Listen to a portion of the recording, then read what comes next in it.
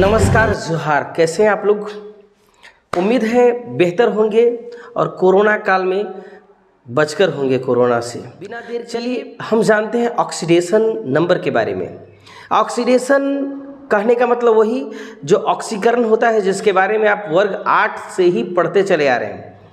ऑक्सीकरण किसे कहते हैं? तो किसी तत्व या पदार्थ के साथ ऑक्सीजन का संयोग, ऑक्सीजन का जुटना और हाइड्रोजन का बिछड़ना, ये जुटना बिछड़ना तो लगा हुआ है, उसे ऑक्सीकरण कहते हैं। और अवकरण बस इसी का उल्टा है। साथ ही साथ हम यह भी कभी उच्चतर कक्षाओं में जानते हैं कि ऑक्सीडेशन नंबर अगर बढ़ रहा है जिस पदार्थ का, उसका ऑक्सीडेशन हो रहा है, और जिसका घट रहा है तो उसका रिडक्शन हो रहा है।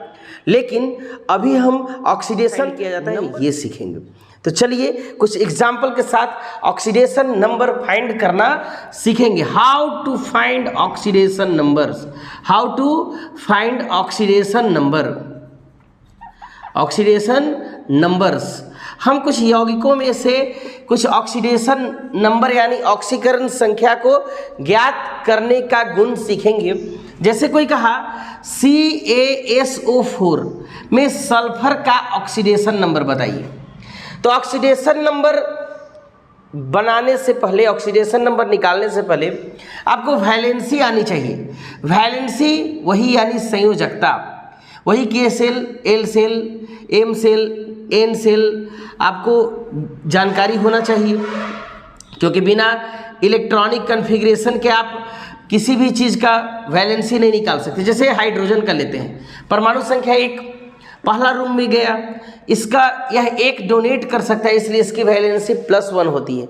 हम और आप जानते हैं कि जिस परमाणु के अंतिम कक्षा में 8 इलेक्ट्रॉन हो जाए वह परमाणु स्थायी हो जाता है। जैसे देखिए यहाँ पर सोडियम, परमाणु संख्या 11, 2, 8, 10 और 1 11 KLM, इस सब ये सेल वाइज है। आगे चल के सब सेल वाइज भी जानेंगे। तो इसको 8 इलेक्ट्रॉन की ज़रूरत है, तब यह स्थायी होगा। तो घसक नहीं लेगा, थोड़ा सा एक दे देगा, बोलेगा कि इससे ले भाई ये काम कंप्लीट कर, हम अभी लफड़ा में न पढ़ेंगे। और अगर ये दे दिया, एक दे दिया, तब इसको क्या पढ़ेंगे? सोडियम आयन पढ़ेंगे, सोडियम आयन पढ़ेंगे। हम इसको सोडियम आयन के रूप में जानेंगे। जैसे क्लोरीन है, 17 परमाणु संख्या होता है, 2, 8, 10 और 7 17। इसके अंतिम कक्षा में 7 इलेक्ट्रॉन है। अगर इसको 1 मिल जाता तो स्थायी हो जाता। तो चल भाई, इसको तो आसानी से मिल जाएगा। आपके पास अगर 70,000 रुपया है, 10,000 रुपया आपको घट रहा नहीं मिलेगा, कोई दे देगा। लेकिन आपके पास 10,000 रुपये है, 70,000 घट रहा है, तो लेना बड़ी मुश्किल हो जाएगा, उल्टी पल्टी समझाना पड़ेगा। तो चलिए इसको देखते हैं, इसको -1। तो उसी तरह ऑक्सीजन का देखते हैं, परमाणु संख्या 8, 2 और 6 8, इसको 2 इलेक्ट्रॉन आसानी से मिल जाएगा। अब क्या करते हैं? अब देखिए, माना कि जिसको निकालना है उसको x मानो। माना कि सल्फर की ऑक्सीकरण संख्या बराबर x, ऑक्सीकरण संख्या बराबर x। अभी सामान्य रूप में बताते हैं, फिर उसके बाद एक्सटर्नल उसको आगे बताएंगे। जैसे तो x हो गया, तो कैल्शियम, यहाँ सल्फर, यहाँ पर ऑक्सीजन है 4 गो, तो ऑक्सीजन पर 1 ऊपर -2 वैलेंसी होता है, तो 4 के ऊपर -2 गुने 4, इसको तो x बोले हैं। और सर कैल्शियम का 20 होता है, 2, 8, 10, 8, 18 और 2 20। आपको इलेक्ट्रॉनिक कन्फिग्रेशन आता है? नहीं आता है तो और वीडियो में बताएंगे, और पुराने वीडियो में भी बताए हैं, देख लीजिएगा। तो क्या हुआ, ये 2 इलेक्ट्रॉन इसके पास क्या हो जा रहे हैं, सॉरी यहाँ पर N सेल होना चाहिए, तो इसको 2 इलेक्ट्रॉन फालतू है इसलिए दे देगा। अब इसकी वैलेंसी कितनी हो गई? +2। तो +2, अब इसका पूरा का चार्ज कितना है? कुछ नहीं, चार्ज है 0। तो +2 + x - 2 4 जा 8 = 0, यानी x 8 में से 2 -6 = 0, यानी x बराबर 6। यानी सल्फर का ऑक्सीडेशन नंबर कितना हो गया? 0। कितना हुआ? 6। तो अब देखिए, जैसे कोई बोला कि H2SO4, अब सल्फर का कितना होगा सर? अब चलिए, हाइड्रोजन +1 A देता है, तो यहाँ पर 2 परमाणु है, यानी 2।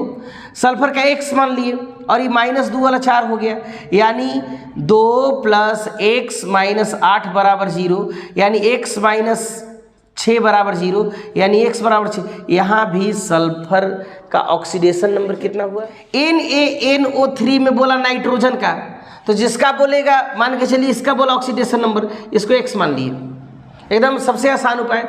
सोडियम जो है 1 इलेक्ट्रॉन देता है, ऑक्सीजन जो है 2 इलेक्ट्रॉन ग्रहण करता है, और वैसा वाला 3 गो है। ये पूरा का चार्ज कितना है? 0, यानी 1 + x - 6 बराबर 0, x - 5 बराबर 0, -5 बराबर 0, यानी x बराबर 5। यहाँ पर नाइट्रोजन का ऑक्सीडेशन नंबर कितना हो गया? 5। कितना हो गया? 5। अब चलो इसमें कॉपर का अगर पूछ दे, हमको नहीं मालूम है x। सल्फर का कितना होता है? तो सल्फर का पहले वैलेंसी निकालिए। 2, 8, 10 और 6, 16, यानी इसका वैलेंसी कितना हो गया? -2। तो ये -2 वाला हो गया, ये -2 वाला 4 को हो गया, यानी x - 2 - 8 बराबर 0, यानी x बराबर 10। तो कॉपर का ऑक्सीडेशन नंबर कितना हो गया? 10। 1, 2 आप भी अनुमान लगा लीजिए। अच्छा, एक और एग्जाम्पल लेते हैं। सल्फेट है जिस पर 2 चार्ज है, बाकी पर चार्ज कितना था? 0, चार्ज नहीं था, उसके ऊपर चार्ज है। अब क्या करेंगे? कोई बोला कि इसको सल्फर का निकालिए। अब इसको कैसे निकालेंगे? इसको मान लीजिए कि x, और SO4 इसका चार्ज है 2-, तो सल्फर का x मान लिए, ये -2 वाला 4 को, तो x - 8 बराबर, सब में चार्ज नहीं था तो उसको 0 मानते थे, लेकिन यहाँ चार्ज है तो ये लिखेंगे -2। अब क्या करेंगे? तो x बराबर -2 उधर गया तो +8, यानी x बराबर कितना हो गया बताइए?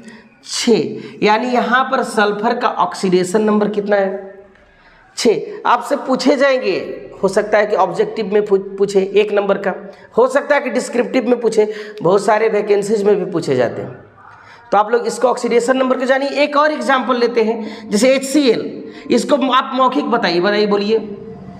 क्लोरीन, यहाँ देखिए अभी हम लोग पीछे देखे थे, क्लोरीन का वैलेंसी -1, तो हम ऐसे भी जानते हैं कि अगर एक एलिमेंट का ऑक्सीडेशन हो रहा है तो दूसरा का रिडक्शन होगा, तो यहाँ पर इसका -1 है, इसका यानी +1 होगा।